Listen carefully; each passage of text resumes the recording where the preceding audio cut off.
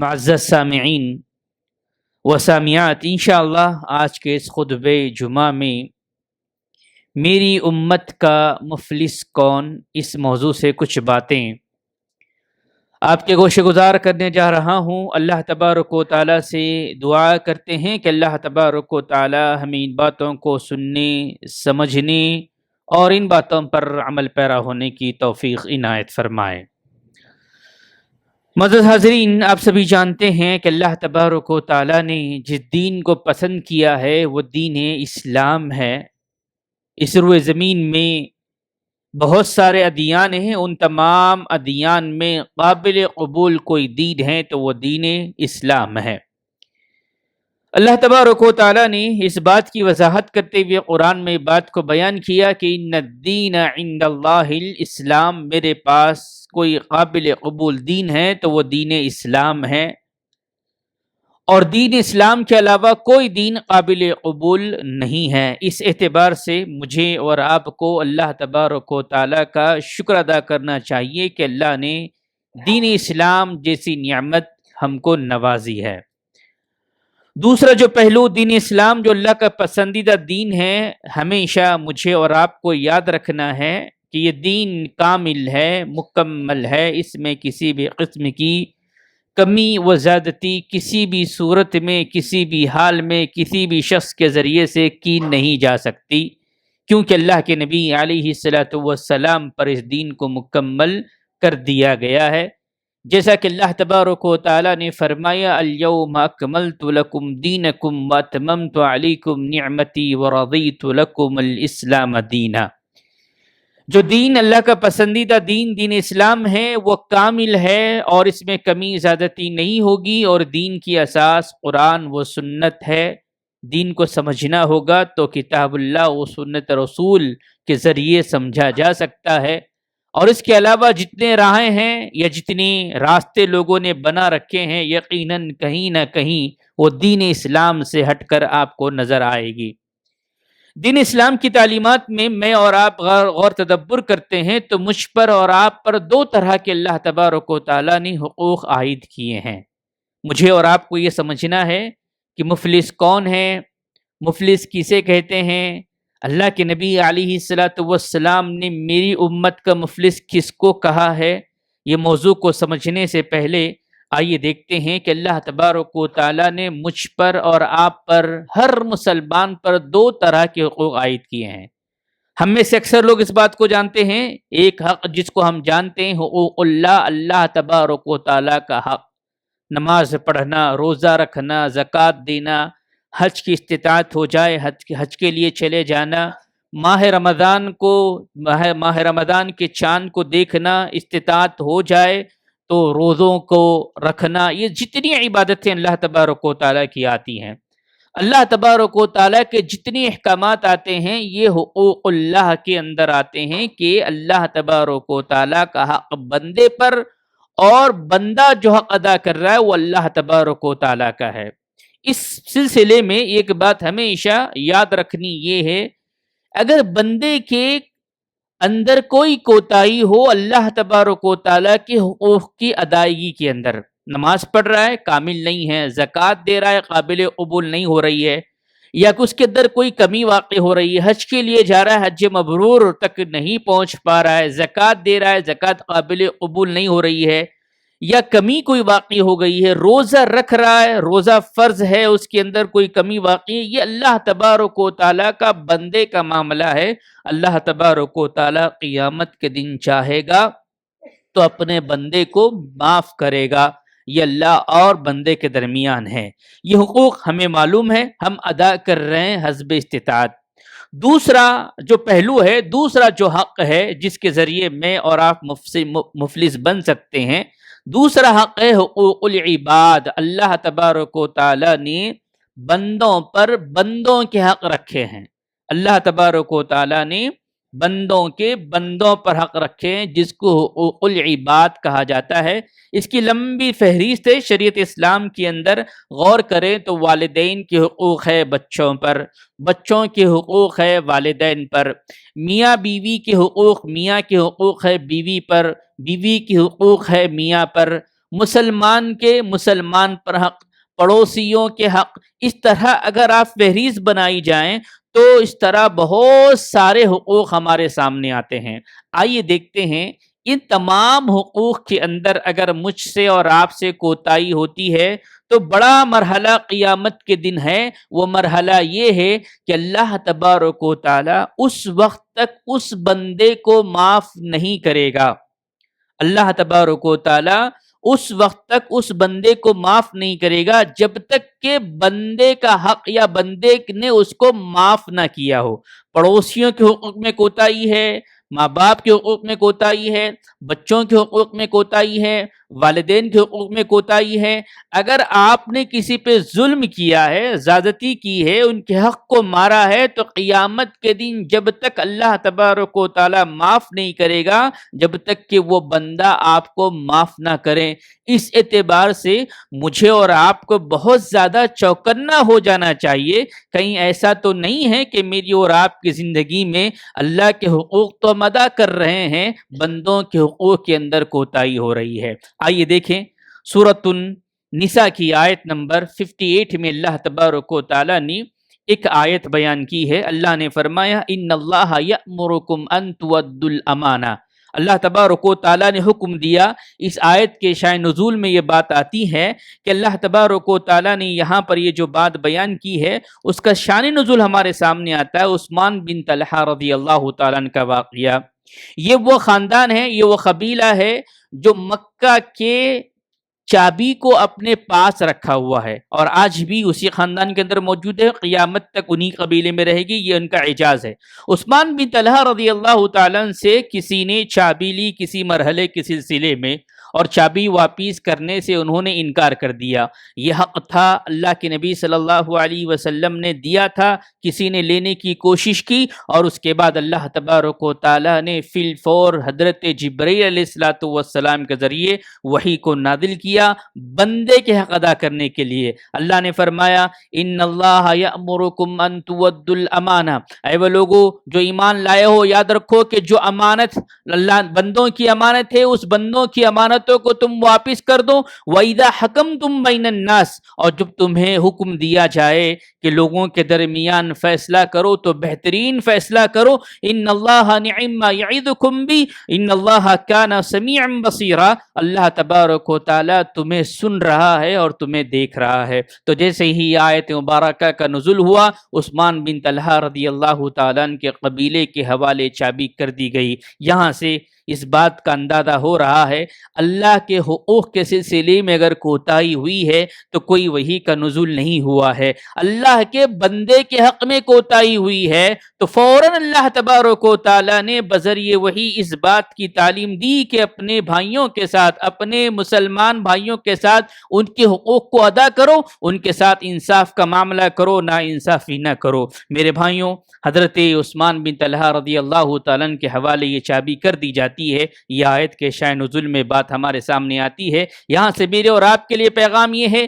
کہ جس کی امانتیں جس کے پاس رکھی ہوئی ہیں وہ بہتر جانتا ہے، وراثت کی شکل میں، مال کی شکل میں، کسی اور شکل میں کسی نے اگر امانتیں رکھی ہیں میرے اور آپ کے اوپر لازم ہے، میں اور آپ چاہتے ہیں کہ اللہ سے رضامندی حاصل ہو اور قیامت کے دن مفلس نہ بنے، تو مجھے اور آپ کو چاہیے کہ امانتیں جس کی ہے اس تک پہنچا دی جائے۔ میرے بھائیوں، ہمارے صحابہ کی زندگیاں یا اسلاف کی زندگیوں میں ہم واقعات کو دیکھتے ہیں، وہ کس طرح انصاف کیا کرتے تھے۔ تو ایک واقعہ ہمارے سامنے آتا ہے، حضرت علی رضی اللہ تعالیٰ عنہ بیان کرتے ہیں، حضرت رضی اللہ تعالیٰ عنہ جنگ صفین میں ہیں اور صفین کے اندر آپ کی زرہ غائب ہو جاتی ہے، زرہ غائب ہوتی ہے۔ آپ واپس آتے ہیں، کوفہ میں واپس آنے کے بعد ایک یہودی کے پاس اس زرہ کو دیکھتے ہیں، کہتے ہیں کہ یہ میری زرہ ہے، تم نے اس کو چرا لیا ہے، میں نے اس کو بیچا نہیں ہے، تحفتاً نہیں دیا ہے۔ یہودی کہتا ہے کہ نہیں، یہ میری زرہ ہے، میرے قبضے میں ہے۔ معاملہ جاتا ہے قاضی شریع کے پاس،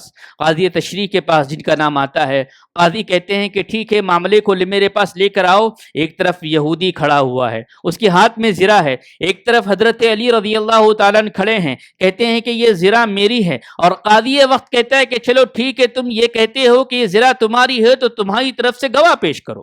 اسلامی تعلیم ہے گواہ پیش کیے جائیں.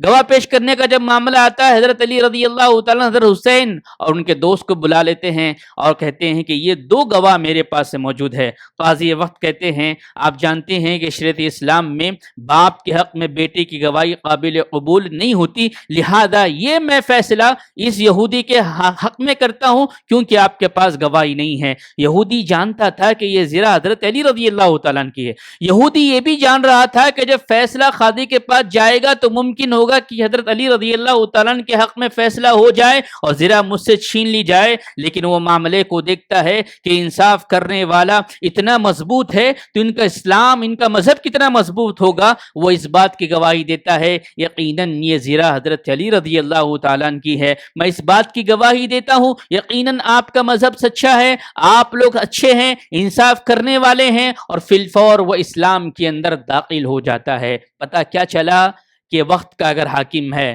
وقت کا ذمہ دار ہے، وقت کی اللہ نے ذمہ داریاں آپ کو عطا کی ہے. خاندان کے آپ بڑے ہیں، قبیلے کے آپ بڑے ہیں، محلے کے آپ بڑے ہیں، تجارت میں آپ کا اللہ نے مقام دیا ہے. جہاں کہیں اللہ نے آپ کو رکھا ہے اپنے ماتحتین کے ساتھ یاد رکھیں کہ فیصلہ صحیح کریں، کیونکہ اللہ تبارک و تعالیٰ نے ظلم کرنے سے، فیصلے کسی اور کے حق میں دینے سے منع کیا ہے. اللہ تبارک و تعالیٰ نے اس آیت کے ذریعے یہ بات بیان کی. میرے بھائیوں، اسلامی تعلیمات میں اور آپ دیکھتے ہیں بنیادی طور پر 4 چیزیں ایسی آتی ہے جہاں پر ہم سے کوتاہیاں ہوتی ہے، جہاں پر ہم سے کوتاہیاں ہوتی ہے بندوں کے حقوق ادا کرنے میں. سب سے پہلی جو چیز آتی ہے، آپ غور کریں گے سورہ اسراء کی آیت نمبر 33 پڑھیں گے. اللہ نے فرمایا وَلَا تَقْتُلُوا النَّفْسَ الَّتِي حَرَّمَ اللَّهُ إِلَّا حَقًّا. ایک مرحلہ ہے جان کی حفاظت کا معاملہ.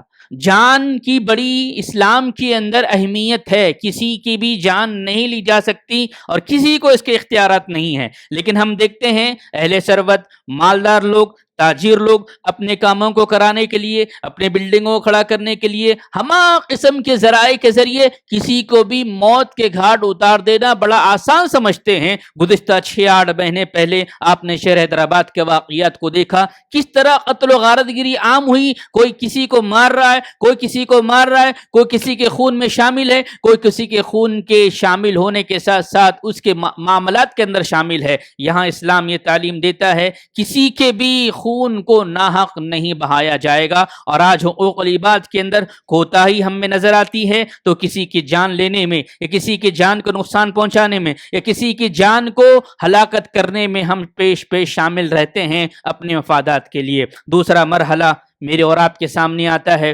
بنیادی طور پر، وہ ہے مال کی حفاظت. سورہ نساء آیت نمبر 29 میں اللہ تبارک و تعالیٰ نے فرمایا یا ایھا الذین آمنوا لا تأکلوا اموالکم بینکم بالباطل. اے وہ لوگو جو ایمان لائے ہو، یاد رکھو آپس میں ایک دوسرے کا مال باطل طریقے سے نہ کھاؤ. باطل طریقے سے ایک دوسرے کا مال جائز نہیں ہے، چاہے سود کے ذریعے سے ہو، دھوکے کے ذریعے سے ہو، جوئے کے ذریعے سے ہو، ڈاکہ ڈال کے لیا گیا مال ہو، سامنے والے کو دھوکے میں رکھ کے لیا گیا ہو. باطل طریقے سے مال کی حفاظت کھانے سے اللہ تبارک و تعالیٰ نے منع کیا ہے. اور آج ہم اللہ ماشاء اللہ دیکھتے ہیں وہ نمازی بھی ہیں، حاجی بھی ہیں، روزے دار بھی ہیں، صدقات خیرات کرنے والے بھی ہیں، کہیں نہ کہیں کسی کے نہ کسی کے مال میں کوتاہی وہ کر رہے ہیں، کہیں نہ کہیں کسی نہ کسی کے جان کو لینے کے معاملے میں گفتگو کر رہے ہیں. یہ کوئی اور نہیں اپنے مسلمان بھائی ہیں. اللہ تبارک و تعالیٰ نے ایک دوسرے پر حقوق رکھے ہیں. میرے بھائیوں، یہ حقوق کے کوتاہی میں جان کا مرحلہ آتا ہے یا مال کا مرحلہ آتا ہے. یا تیسری جو چیز میرے اور آپ کے سامنے آتی ہے سورہ یونس کی آیت نمبر 99 اگر ہم پڑھتے ہیں، اللہ تبارک و تعالیٰ نے اللہ کے نبی علیہ الصلوۃ والسلام پر یہ آیت مبارکہ اتار کر یہ بات بیان کی افانت تکرہ الناس حتی یکونوا مؤمنین. فکری آزادی، فکری آزادی تیسرا پہلو ہے. فکری آزادی سے مراد یہ ہے اگر کوئی مسلمان بھائی بدعت کے اندر ہے، خرافات کے اندر ہے، رسم و رواج کے اندر ہے، آپ نے حقیقت اس کو پہنچا دی، آپ نے حق بات پہنچا دی. اگر اس کو اللہ نے ہدایت دی، الحمدللہ اللہ ہدایت دینے والا ہے. اگر وہ کوشش کرتا ہے، دعائیں کرتا ہے، ہدایت کو طلب کرتا ہے، ہدایت ضرور ملے گی. لیکن اگر وہ ہدایت پر نہ آئے، وہ اپنی اصلاح نہ کرے، اپنے آپ کو نہ تبدیل کرے، مجھے اور آپ کو اس بات کا حق نہیں کہ اس کے بارے میں کوئی گفتگو کی جائے. مجھے اور آپ کو اس بات کا حق نہیں ہے کہ اس کی فکری آزادی کو چھینا جائے. جائے, کیونکہ اللہ کے نبی صلی اللہ علیہ وسلم کو حکم دیا گیا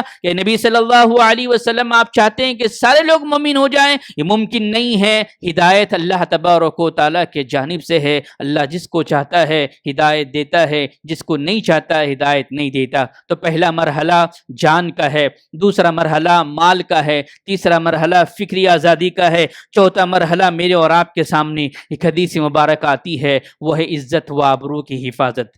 عزت و آبرو کی حفاظت. کتاب الادب کے اندر امام ابو داؤد رحمہ اللہ نے اس حدیث کو نقل کیا ہے, جس کے راوی سعید بن زید رضی اللہ تعالیٰ عنہ وہ بیان کرتے ہیں کہ اللہ کے نبی صلی اللہ علیہ وسلم نے فرمایا, سود کا استعمال کرنے والوں کے جو گناہ ہے اس میں کم سے کم تر درجہ گناہ آپ جانتے ہیں کہ اپنے ماں کے ساتھ منہ کالا کرنا, زنا کرنا, یہ درجہ بیان کیا گیا سب سے کم تر. اللہ کے نبی صلی اللہ علیہ وسلم فرماتے ہیں اس سے بدتر یہ ہے کہ کوئی مسلمان بھائی کسی مسلمان بھائی پر بلا کسی وجہ کے تہمت بانے یا اس کی عزت کو نیلام کرے, اس کی آبرو اٹھائے, اس کے پردوں کو چاک کرے. یہ سب سے بڑا گناہ ہے جو ابو داؤد رحمہ اللہ نے اپنی کتاب کے اندر نقل کیا ہے. کتاب الادب کا آپ اٹھائیں گے, سعید بن زید رضی اللہ تعالیٰ بیان کرتے ہیں اللہ کے نبی صلی اللہ علیہ وسلم نے سود کا ذکر کرنے کے بعد یہ بیان کی کہ کسی مسلمان کے لیے جائز نہیں ہے کسی مسلمان کی عزت سے کھیلیں, کسی مسلمان کے لیے جائز نہیں ہے کسی مسلمان کی بے عزتی کریں. اور ہم آئے دن دیکھتے ہیں نمازیں ہماری ہو رہی ہے, ہم زکوٰۃ دے رہے ہیں, حج کے لیے جا رہے ہیں, رمضان آیا روزوں کا اہتمام کر رہے ہیں, سنتوں کے مطابق ہم نے اپنے چہرے رکھ لیے ہیں, سنتوں کے مطابق ہم نے اپنے لباس کو ڈھال لیا ہے, لیکن کہیں نہ کہیں کسی نہ کسی جگہ پر ہم اپنے مسلمان بھائیوں کی بے عزتی کرتے ہوئے نظر آتے ہیں. میرے بھائیوں,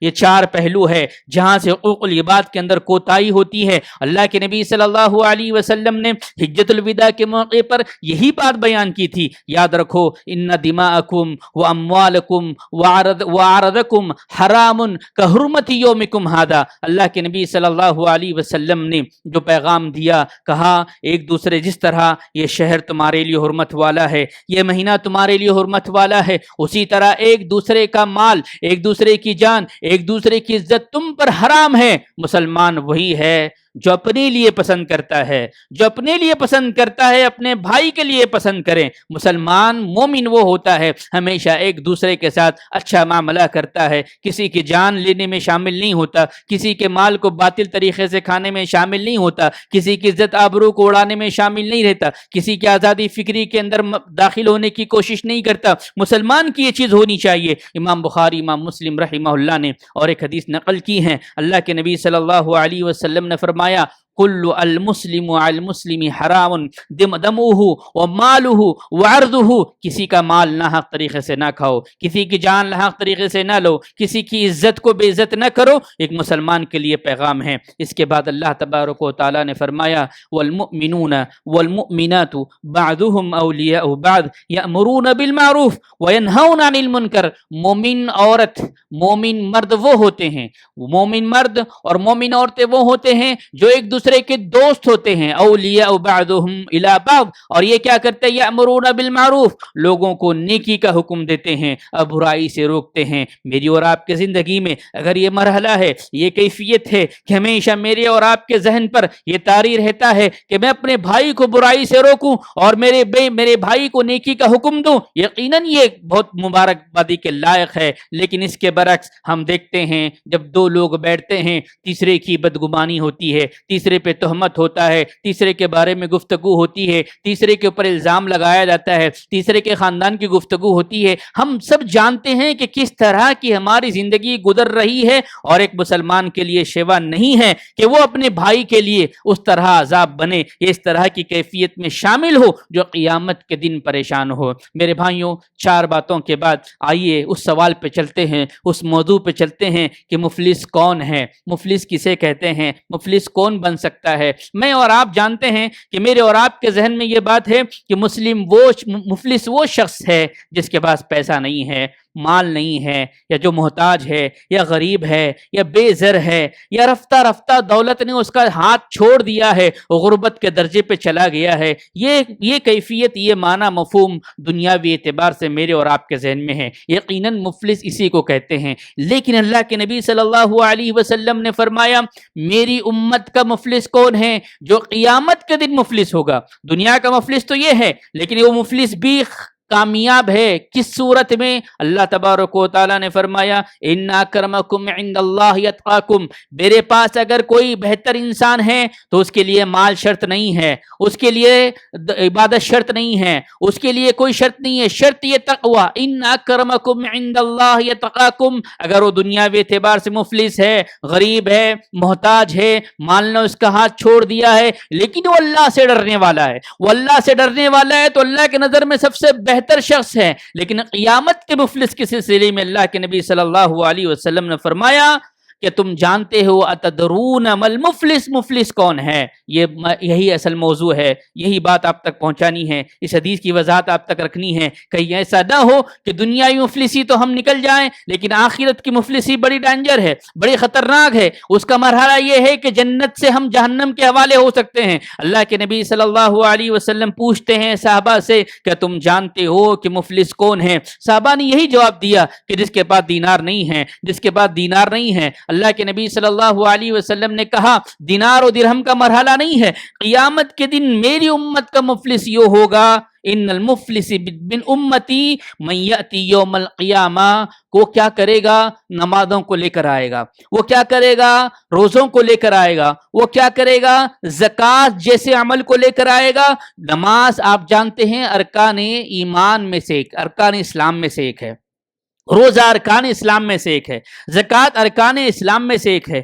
3 فرض جیسی چیزوں کو اس نے ادا کیا ہوگا، اور نماز بھی ایسی جو قابل قبول ہوگی اللہ کے پاس، روزہ بھی ایسا جو قابل قبول ہوگا، زکوٰۃ بھی ایسی جو قابل قبول ہوگی، وہ درجات نیکیوں کے انبار لے کر آئے گا۔ ہم میں بہت سارے لوگ نمازی ہیں، بہت سارے لوگ زکوٰۃ دینے والے ہیں، بہت سارے لوگ روزہ رکھنے والے ہیں، یاد رکھیں اللہ کے نبی صلی اللہ علیہ وسلم نے فرمایا ایسا شخص میری امت میں ہوگا جو نمازوں کو لے کر آئے گا، زکوٰۃ کو لے کر آئے گا، روزوں کو لے کر آئے گا، اور لیکن اس کے بعد ہوگا کیا؟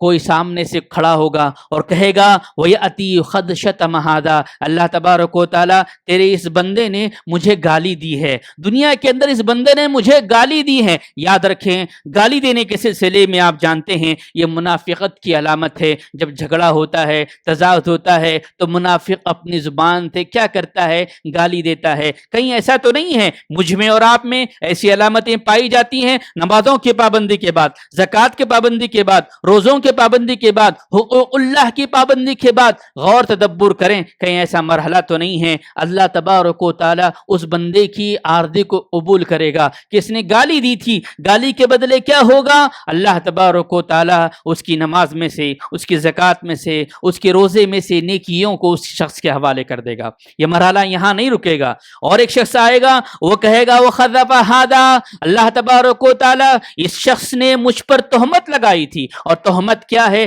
کسی پر زنا کی تہمت لگانا۔ آئے دن ہم دیکھتے ہیں کسی کے بارے میں کوئی چیز ٹائپ کرتے ہیں، فارورڈ کر دیتے ہیں، کسی کا علم نہیں ہے۔ آج سوشل میڈیا کے ذریعے ہم دیکھتے ہیں ہماری زبانوں کے زیادہ ہمارے ہاتھ کام کر رہے ہیں اور بلا تحقیق کے کام کر رہے ہیں۔ کسی کے اوپر کوئی کمنٹ کر دینا، کسی کے سلسلے میں کوئی چیز لکھ دینا۔ یہاں دیکھیں اللہ تبارک و تعالی قیامت کے دن وہ بندہ آئے گا کہے گا اس نے تہمت لگائی تھی۔ اسی لیے شریعت اسلام نے تہمت لگانے کے بعد تہمت لگانے والے کو حکم دیا کہ وہ کیا کرے؟ 4 گواہ کو پیش کرے۔ اگر 4 گواہ کو پیش نہیں کرتا 80 کوڑے لگانے کی شریعت نے تعلیم دی ہے۔ تو لہذا اپنی زبانوں سے، اپنے ہاتھوں سے کسی کے اوپر تہمت نہ لگاؤ، کیونکہ قیامت کے دن ایسا بندہ اٹھے گا اور کہے گا اے اللہ یہ نمازی تو تھا، اے اللہ یہ روزے دار تو تھا، اللہ تیرے حقوق کو ادا کر رہا تھا، لیکن اس نے مجھ پر تہمت لگائی تھی۔ اللہ تبارک و تعالی اس کی نیکیوں کو لے گا اور اس کے حوالے کر دے گا۔ مرحلہ یہاں نہیں رکے گا۔ اس کے بعد اللہ کے نبی صلی اللہ علیہ وسلم کہتے ہیں اور ایک شخص آئے گا اور کہے گا واقع اکل مالی ھذا، اے اللہ یہ وہ بندہ ہے جس نے میرا مال باطل طریقے سے کھایا ہے، میرا مال باطل طریقے سے کھایا ہے اور مجھے بدلہ چاہیے، انصاف کا دن ہے، اللہ تبارک و تعالی اس کے نیکیوں کو لیں گے اور اس مال کھانے والے مال جس کا اس نے کھایا تھا اس کے حوالے کر دیں گے۔ یہ مرحلہ یہاں نہیں رکے گا میرے بھائیوں، اس کے بعد اور شخص آئے گا، وہ کہے گا کہ اللہ تبارک و تعالی وسمک دم ھذا، اس نے میرے ساتھ زیادتی کی اور قتل کرنے کی مجھے کوشش کی، اور اللہ تبارک و تعالی اس کی فریاد کو سنے گا اور فریاد کو سننے کے بعد اس کی نیکیوں کو تقسیم کر دیا جائے گا۔ یہ مرحلہ یہاں نہیں رکے گا۔ اللہ کے نبی صلی اللہ علیہ وسلم کہتے ہیں اور ایک شخص آئے گا وضرب ھذا، اے اللہ اس نے مجھے مارا تھا، اے اللہ اس نے مجھے مارا تھا، تو نے طاقت دی تھی، تو نے دولت دی تھی، تو نے شہرت دی تھی، تو نے ہدا دیا تھا، اس نے ناحق طریقے سے مجھے مارا تھا۔ یاد رکھیں یہ سارے اعمال اس کے برباد ہو جائیں گے، سارے لوگوں میں تقسیم کر دیے جائیں گے، کوئی نیکیاں باقی نہیں رہیں گی۔ یہ اس شخص کے لیے ہے جس کے سلسلے میں اللہ کے نبی صلی اللہ علیہ وسلم نے کہا کہ یہ میری امت کا مفلس ہے، جو قیامت کے دن نیکیوں کے ساتھ تو آئے گا لیکن سارے نیکیاں تقسیم ہو جائے گی۔ جب اعتراض کرنے والے کھڑے ہوں گے تو نیکیوں کے بدلے نیکیاں باقی نہیں ہیں، اب جو گناہ ہے وہ گناہ ان کے اس کے اوپر ڈالے جائیں گے اور اس کا فیصلہ قیامت کے دن جہنم کے حوالے ہو جائے گا۔ تو میرے بھائیوں اللہ سے دعا کریں اللہ ایسا مفلس ہم کو نہ بنائے۔ دنیا کی مفلسی اگر اللہ نے مقدر رکھی ہے ہمیں منظور ہے، لیکن آخرت کی مفلسی کے لیے دعا کریں کہ اللہ ایسے بندوں میں ہمیں شامل نہ رکھے، ہمارے نمازوں کو اللہ قبول کرے، ہمارے زکوٰۃ کو اللہ قبول کرے، ہمارے صدقات کو قبول کرے، ہمارے روزوں کو اللہ قبول کرے اور ہمیں اپنے بھائیوں کے حقوق کو ادا کرنے کی توفیق دے۔ تو میرے بھائیوں یہ بڑی اہم حدیث تھی جس کو میں نے موضوع بنایا، آپ تک رکھنے کی کوشش کی کہ اللہ کے نبی صلی اللہ علیہ وسلم نے آخری وقت میں منبر پر آپ کھڑے ہوتے ہیں اور سارے لوگوں کو جمع کرتے ہیں، کہتے ہیں کسی مسلمان کو میں نے برا کہا ہو یا کسی مسلمان کو میں نے غصہ کیا ہو یا کسی مسلمان پہ کوڑے چلائے گئے ہوں، آج میں حاضر ہوں، جو مجھ سے چاہتا ہے بدلہ لے لے، قیامت کے دن میں بدلہ دینے والا نہیں ہوں۔ یہ کون کہہ رہے ہیں؟ اللہ کے نبی صلی اللہ علیہ وسلم خاتم النبیین، میرے اور آپ کے لیے اسوہ، میرے اور آپ کے زندگی کے نمونے، میرے اور آپ کے لیے سنت، میرے اور آپ کے لیے سب کچھ ہے، ان کا پیغام ہے اپنے بھائیوں کے لیے، اپنے ساتھیوں کے لیے۔ مجھے اور آپ کو چاہیے کہ جہاں کہیں ہم نے ظلم کیا ہے، زیادتی کی ہے، ناانصافی کی ہے، کسی کی عزت و آبرو کو ہم نے مٹانے کی کوشش کی ہے، تو دعا کریں، کوشش کریں اپنے بھائیوں کی حق تلفی جو ہوئی ہے ان تک پہنچے، ان سے معافی طلب کریں، کہیں ایسا نہ ہو کہ ہمارے جسم سے روح نکل جائے، موقع میسر نہ آئے اور قیامت کے دن ہم مفلس بن جائیں۔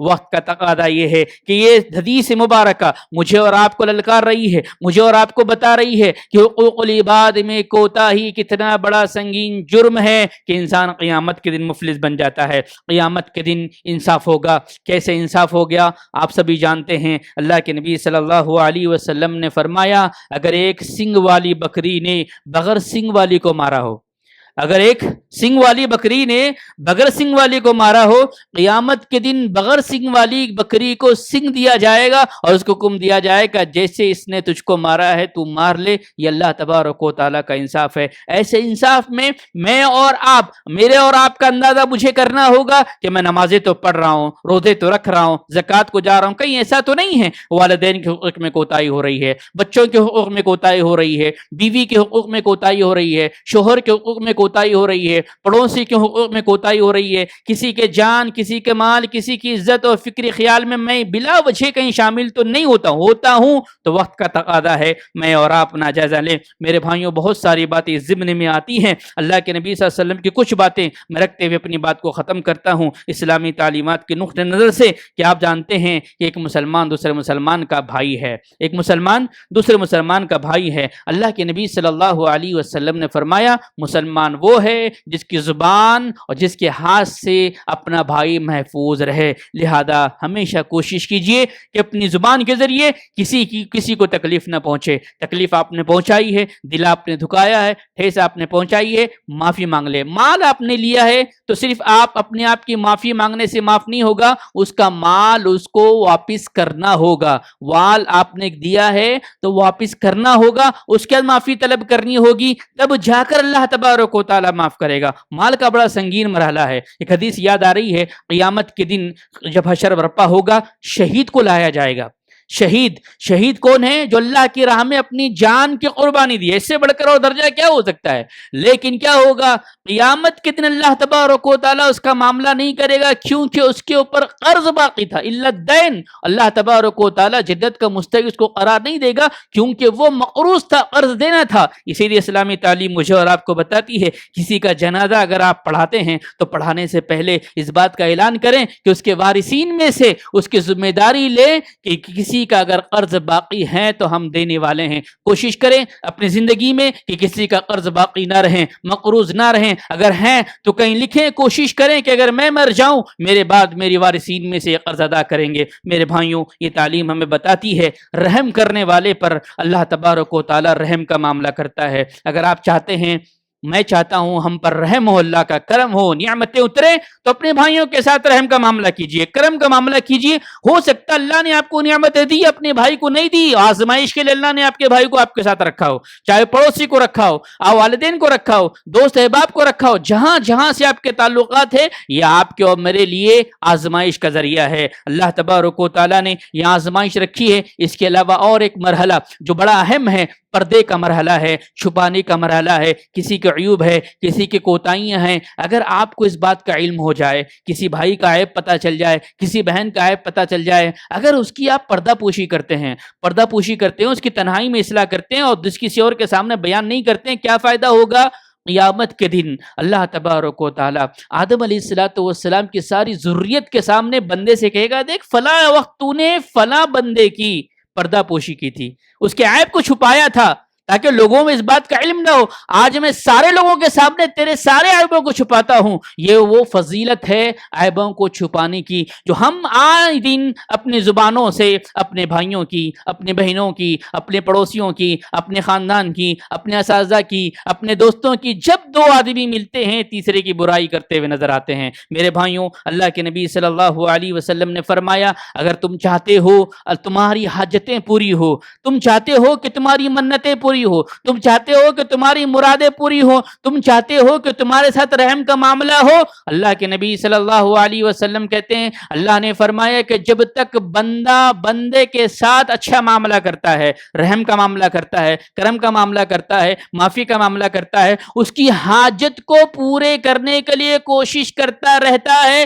اللہ تبارک و تعالیٰ اس کی حاجت کو پورا کرتا ہے. یہ ہے اسلامی تعلیمات، یہ ہے اولی بات، اور یہ ہے اسلامی وہ مرحلہ جہاں ہم میں کوتاہی نظر آ رہی ہے. کہیں ایسا نہ ہو قیامت کے دن ہم مفلسی کے کٹگرے میں کھڑے ہو جائیں. تو یہ چھوٹا سا پیغام مختصر وقت میں نے آپ کے سامنے دیا. اللہ سے ہم دعا کرتے ہیں اللہ تعالی ہم تمام کو اللہ کے حقوق کے ساتھ بندوں کے حقوق ادا کرنے کی توفیق عنایت فرمائے. اللہ تبارک و تعالی ہمیں کسی کے مال، جان، عزت، آبرو میں شامل ہونے سے محفوظ فرمائے. اللہ تبارک و تعالی ہماری ٹوٹی پھوٹی عبادتوں کو قبول فرمائے. اللہ جب تک رکھے دار فانی میں ہمیں ایمان اور اسلام کی حالت میں رکھے. جو ہمارا خاتمہ ہو تو خاتمہ بالخیر کرے. آمین ثم آمین. وآخر دعوانا ان الحمد للہ رب العالمین. الحمد للہ رب العالمین، الصلاۃ والسلام علی رسول الکریم. معزز حاضرین، میری امت کا مفلس کون، یہ حدیث کا ایک حصہ ہے جو میں نے اس جمعے کا موضوع بنایا، جس سے آپ کو اندازہ ہو گیا کہ نمازیں پڑھنا، روزہ رکھنا، زکوٰۃ دینا، حج کرنا یہ اللہ کے حقوق ہے. لیکن ان حقوق کے ساتھ اگر بندوں کے حقوق ادا نہیں کیے جائیں گے تو قیامت کے دن یہ سارے نیکیاں ان بندوں کے حوالے ہوں گے جن کے ساتھ آپ نے ظلم کیا ہے. ایک مسلمان کے دوسرے مسلمان پر اللہ کے نبی صلی اللہ علیہ وسلم نے 6 حق بیان کیے ہیں. سب سے پہلی جو چیز آتی ہے اذا لقیتہ فسلم علیہ، جب بھی مسلمان بھائی سے ملے سلام میں پہل کریں. یہ حق ہے، اس کو نارمل طریقے سے نہ لیں۔ آج کل بہت ساری جو فتنے یا فساد یا ظلم یا زیادتی یا نفرتیں جو ہمارے دلوں میں اپنے بھائیوں کے سلسلے میں پیدا ہو رہی ہے وہ سلام کو چھوڑنے کی وجہ سے۔ تو پہلا ہے آپ کو یقیناً تکلیف ہوگی، لیکن اذا لقیتہ فسلم علیہ، اللہ کے نبی صلی اللہ علیہ وسلم کا حکم ہے آپ سلام کریں۔ سلام کو جتنا آپ عام کریں گے آپ کی دشمنی سب سے زیادہ ختم ہوتی جائے گی۔ دوسرا مرحلہ ہے اذا لقیتہ فسلم علیہ واذا دعاک فاجبہ، اور جب وہ آپ کو دعوت دے۔ دعوت کے سلسلے میں اہل علم نے یہ بات بیان کہ ولیمے کی دعوت، باقی دوسرے دعوتوں کا اوائڈ کر سکتے ہیں، لیکن ولیمے کی دعوت وہ کہہ رہا ہے کہ بھائی میرا ولیمہ ہے، آپ کو آنا ضروری ہے، اس نے آپ کہا، اس نے آپ کے لیے حق دیا ہے، اپنی عزت دی ہے، آپ کو ضروری ہے کہ آپ جانا اس کا ولیمہ اٹینڈ کرنا۔ اگر نہیں کر سکے تو اہل علم کہتے ہیں کہ معافی طلب کرنا ہوگا، کیونکہ اس کا حق ہے، اس نے دعوت دی، آپ نے قبول نہیں کی۔ اذا لقیتہ فسلم علیہ واذا دعاک فاجبہ واذا استنصحک فانصح لہ، جب کوئی بھائی آپ سے نصیحت طلب کرے، مشورہ طلب کرے ویسے ہی مشورہ دو جیسا تم اپنے لیے پسند کرتے ہو۔